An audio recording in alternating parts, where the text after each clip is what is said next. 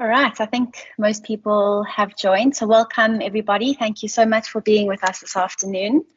I'm very excited to be hosting Martin Rosen, the Joint Managing Director of Megavision Media.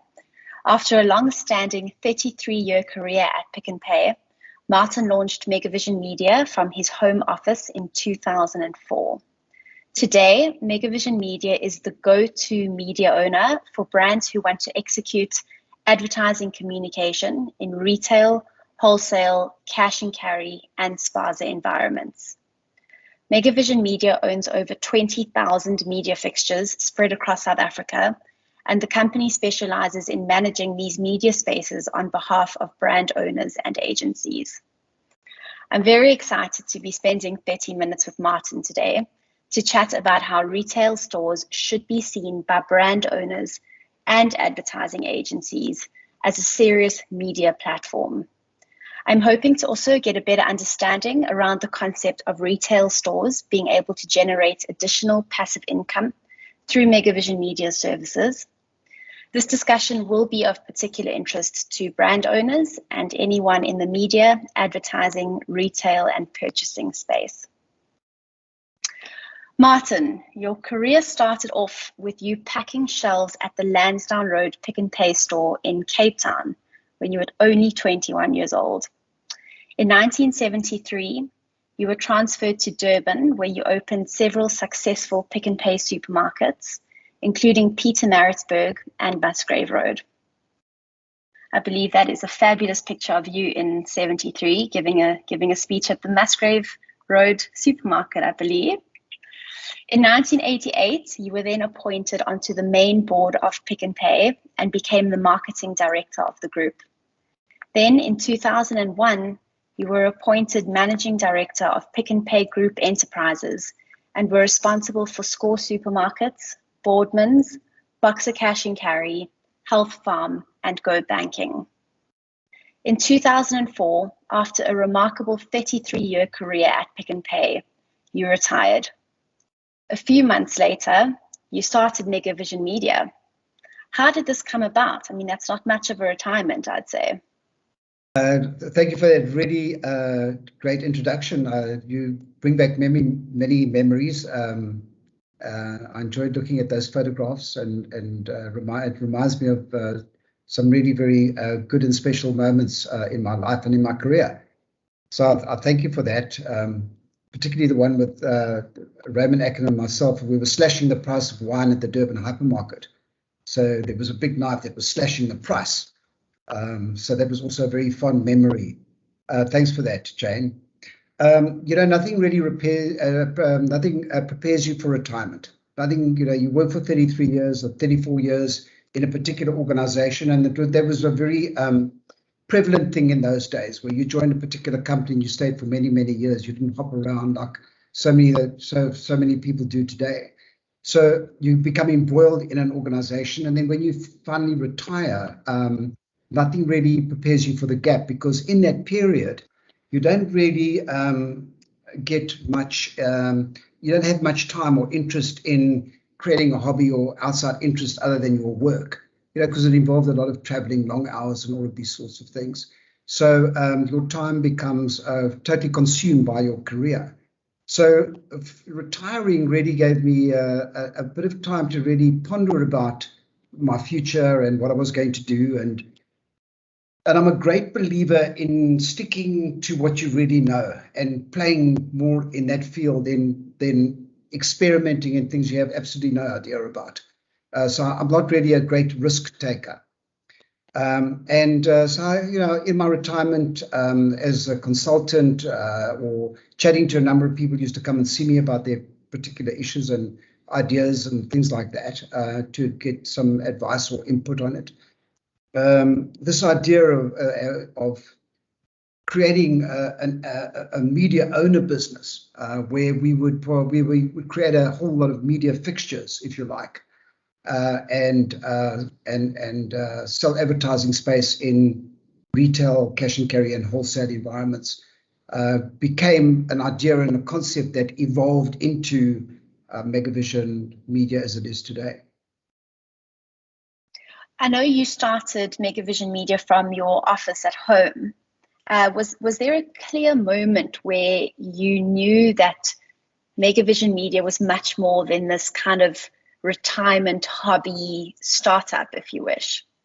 Yes, the main moment I think for me was when we had erected a number of fixtures in a particular cash and carry, and we were able then to sell the fixture space to a particular interested brand who were very, very keen to participate on the structure.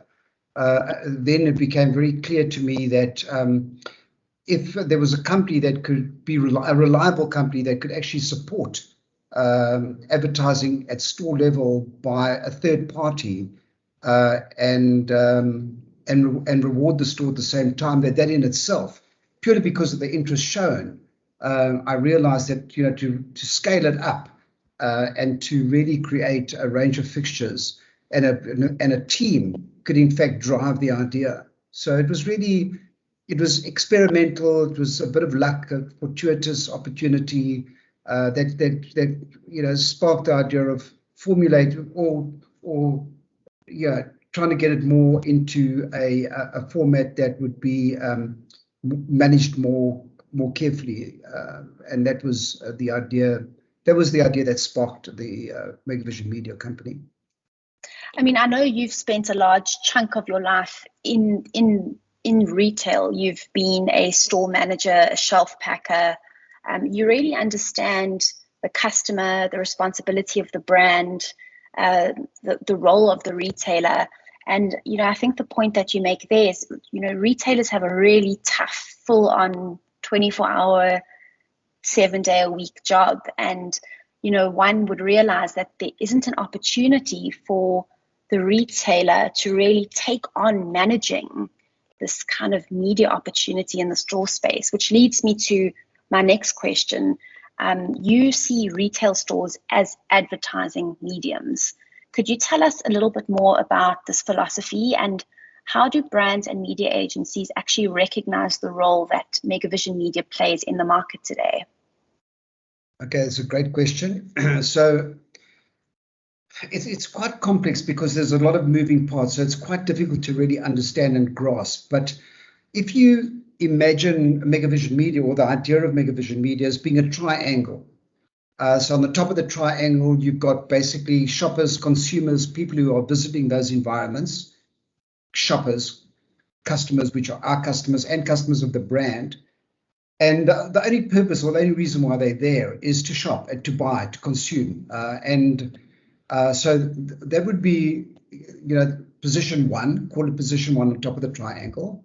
And then supporting either end of that triangle, on each corner, you've got two real clear players. The one is the brand, a whole bunch of brands. It could be anything from Beacon Sweets, Cadbury's, Twin Savers, Pampers, Coca-Cola. You've got this whole group of beautiful brands that are engaging in that environment all of the time, and those brands are supported heavily by advertising budgets.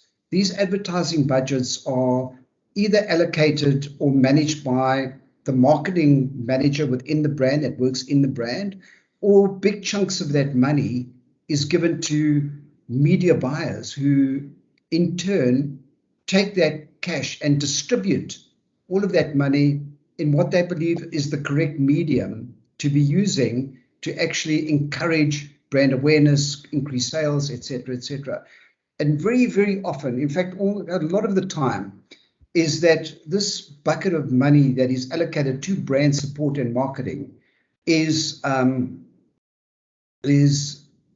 primarily locked in to the media shops that actually understand the broad media spectrum, but really don't understand the full opportunity of spending a real important slice of that cash at store level. So part of our education and the work that we do is we work directly with the brands, trying to get them to understand that the store actually is in itself a media, like you would categorize television or magazine or a newspaper, a billboard on this would be media. So the store, in effect, is a really important media space, because at the end of the day, people are engaging in the behavior of shopping. So therefore, if you can have a moment to really capture their attention of a busy shopper, busy consumer, and remind them of something to buy, whether it's a cooked baked bean, whether it's a bottle of Coca-Cola, whether it's Sunlight liquid, and you've got some decent advertising taking place within the shopping environment, that in fact creates a trigger to purchase. So on the brand, 70% they say of all purchases are made at shop level. So in that brand world, the education around brands questioning, or sales and marketing people behind the brands questioning, where is this money going? Is it going all into social media? Is it going all into television? Is it going all? What is the real split? What works for me? And now, if you look at media generally, and you look at the clutter of media, you can just look at any media you like after this webinar, and you can just have a look at you open up a social media, you can look at the News 24.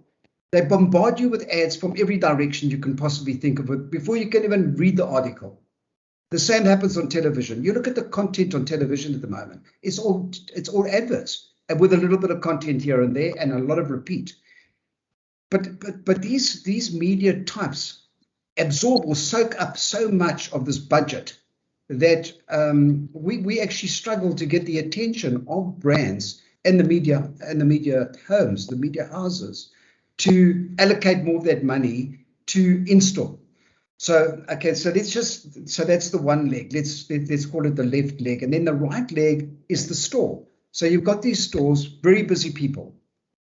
They have a tough job. It's hard to make money in retail today. It's a tough environment. Costs are very high. Revenues are a struggle to beat inflation at retail now. You really got to be doing something special all of the time. Otherwise, you're just growing by the rate of inflation, and therefore, your profitability really is compromised. And what you've got is increasing costs at retail level. The cost of electricity, the cost of salaries and wages, the cost of running the show basically is becoming more and more prohibitive. So as a percentage of the revenue, there's cost creep. And as a result of that, you've got margin compromise, got net margin compromise. So we come along to these stores and we say, listen, we will erect a number of fixtures in your store environment. We will go to brands. We will discuss the opportunity to place adverts in these structures, big structures, small structures, all sorts of, in a car park, in the store, on the store. And we will then sell these spaces to brands at a rate card price. It's a variable card price. And we will then install those. We will create the artwork and the advertising, the print. We install these adverts in the spaces at a particular rental. And we would prefer a long-term rental, a year or 2-year rental, and therefore it's more meaningful for the brand and as well as for the store. And then we pay a portion of that rental rate card price directly to the store. So the store, in effect, generates this income that is a subsidy, if you like, because it's a gross to net income. There's no cost to the store manager or to the store owner. They're actually getting a revenue from us for free. The more we can encourage support for our fixture, because a lot of these stores have experienced our kind of model, I suppose, in the past with very unreliable providers. And it's kind of got a bad reputation, but we've been going for 16 years. We continue to fine tune our service. We get up in the morning and that's all we do and that's all we think about. And we're very paranoid about delivering proper advertising to stores. To keep the promises we make to brands and deliver to the store is paramount. It's very important for us to do.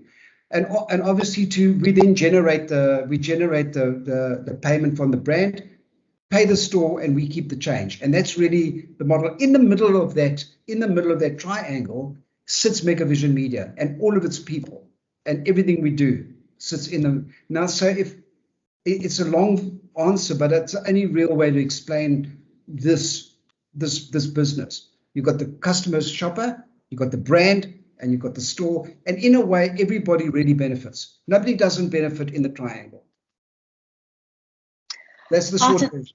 I'm going to go back to, I want to get back to the kind of benefits of the store and the rebate, because I think there is a kind of lack of understanding of that benefit.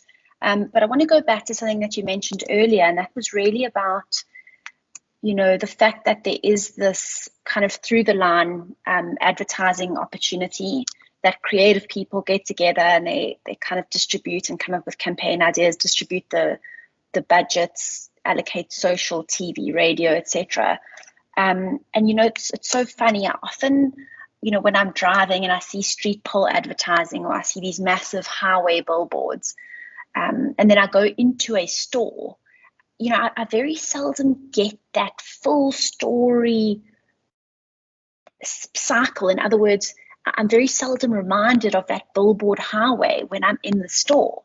And I think about that often. I really do believe there's such a gap in that final point of sale at store level where the shoppers have their trolleys and are making their purchasing decision to really drive home the effort of the message that is communicated on all the other platforms. And for me, it's quite an interesting thing as to why creative teams, whether that's in-house people or third-party media agencies, really don't focus more on that final mile, if you wish. Because I so often kind of observe that, and I think it's crazy. So it's really, you know, it's really important to understand that there are players like Megavision Media who own really significant numbers of media fixtures. You guys manage, I believe, over 20,000 media fixtures across formal retail, so that's the likes of Pick and Pay, your wholesale, macro, cash and carries like KitKat, and into kind of the spaza space. And, you know, it's an interesting gap, and I do wonder how media agencies do perceive the likes of Megavision Media and why there isn't more of a kind of relationship there.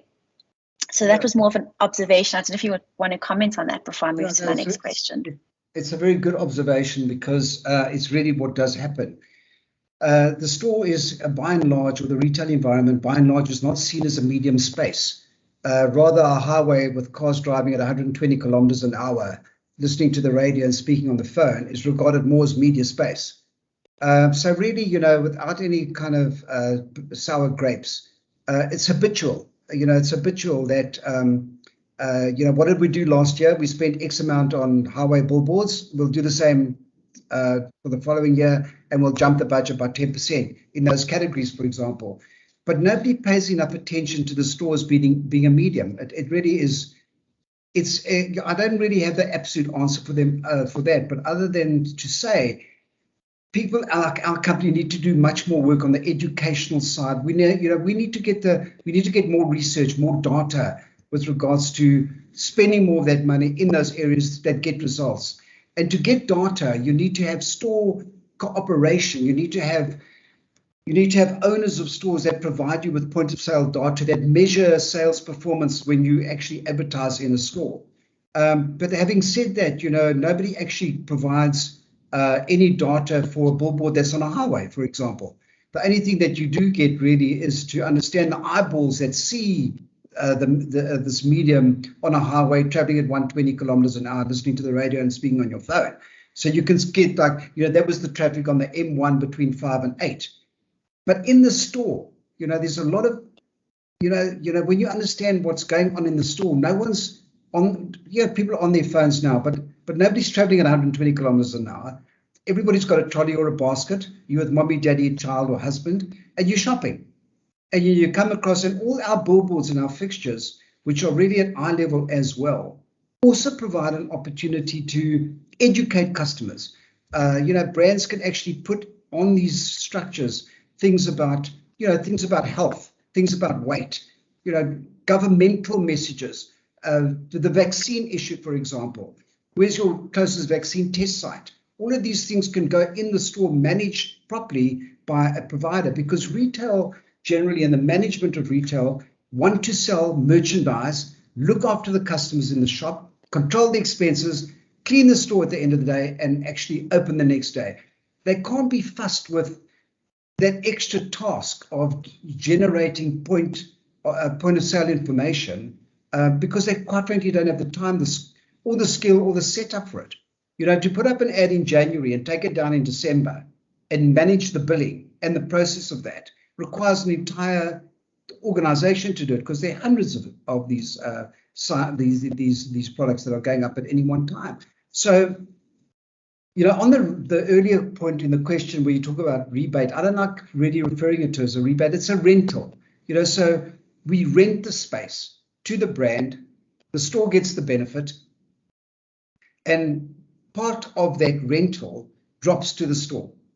So that's where that passive income comes from. I'm not sure the same happens on I would think the same happens on the highway, because a portion of the rental income goes to the council or the municipality. God knows what they do with it, but that's where that goes.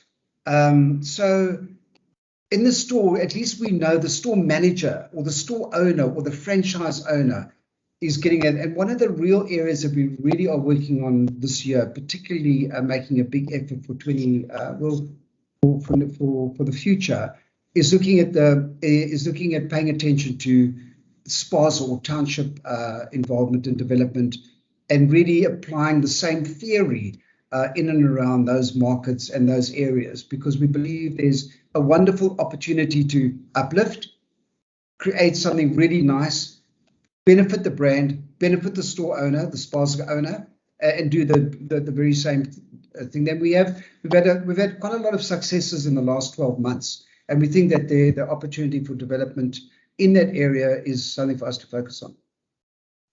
I want to share a memory I had. It was quite a few years ago. I don't often go to Macro, but I remember walking down the chocolate aisle, and I saw, I think it was Cadbury's Bubbly, had printed their purple Cadbury's Bubbly branding across both sides of the entire aisle. And I remember it was almost like jacaranda season in Johannesburg in September. There was just this like dominant purple across this long aisle. It was such an incredibly impactful campaign or effort. I haven't seen anything quite like it since, but that does stick in my memory of a really great example of exactly what you're talking about. Yes. So that's typically the job we probably would have done. We're probably responsible for some of your weight gain, because you probably bought some chocolates as well. But that's typically a brand dominating the aisle. They're creating their own aisle, their own space. They're understanding it clearly. They're understanding the opportunity clearly. They're spending the money in that area, and they're getting the benefit from that. So that's really what we try and encourage and educate our suppliers to do. Dominate the aisle, dominate your space, dominate your category. And it's work in progress. It's something that we're going to have to continue to do. We're going to have to continue to educate this idea that the store and our fixture is a means of communicating to consumers, and it's a way to increase sales, create awareness, and hopefully benefit the parties that are involved in this area. And that's probably what happened in that case, Jane. And on the flip side, I also recall going into a very dark kind of wholesale cash and carry environment, and it was a dark store. There was terrible lighting, and there was none of that experience. And so in my mind, I've got these two, and I've seen also incredible efforts in wholesale kind of Kit Kat with those light boxes that you do. It really illuminates, it adds such value and spunk to that aisle. So it's impactful. And I think artwork plays an important role, because you see these great spaces and sometimes it's very shabby or insipid artwork. So I think that's also a role that Megavision Media plays in the design, I believe. Yes, we have a very qualified team of designers who create artwork on behalf of client based on a brief. We're able to create that artwork at whatever level, and print as well. So we have that capacity to be a one-stop shop for a brand without having to run around 10 places. The brand just has to pick the footprint. Is it Pick and Pay? Is it Macro? Is it Kit Kat? Is it an independent cash and carry? Is it a spaza store? Is it in Johannesburg? Is it in Cape Town? Is it in basically that's the job that either the media planner would do or the brand planner would do together with their sales team. But we have the capacity to be able to fulfill that obligation using our own team and other outside providers that we employ and engage with. We've got about 2 minutes left before we hit the 30-minute mark. So I want to ask my final question, and that is, where to from here? What does the future or the next year or two look like? Yeah, I think, another great question. I think that where to from here is to really continue to fine-tune our idea and our concept and communicate as best as we can, deliver a great service. And, the job's never done. At the end of a given day, it's never really done. You start all over again tomorrow. But I mean, the opportunity for me is to create the digital side of our business, is to really concentrate on field sales technology, is understanding basic product, the distribution of the product, the data capture of where it's going, and feeding that information back to brands, because I think we've developed that really full understanding of that market. So creating and developing really very friendly apps, which we have in our business already. We have a wonderful division, a Connect division in Megavision Media, that actually specializes in the development of digital software product, which we develop and create ourselves, because we fully understand it. Me from Pick and Pay, and there's nothing. It's not like I want to become a doctor tomorrow or a dentist or anything else. Not that there's anything wrong with those careers, but it's to concentrate on what we know and what we understand and apply it with a team that we work with, a wonderful team of people, and to grow and develop those people in their own skills would be one of the priorities for me, is to really to get people doing more than they did the previous year, and just be better for it at the end of 2022. I think that would be my main goal for next year. Thank you so much. So I think my take-home points from today's discussion is really kind of closing in on that possible gap in the last mile of store advertising, and why agencies, aren't really using retail spaces as a platform like they see television and radio. I think that's a really interesting idea.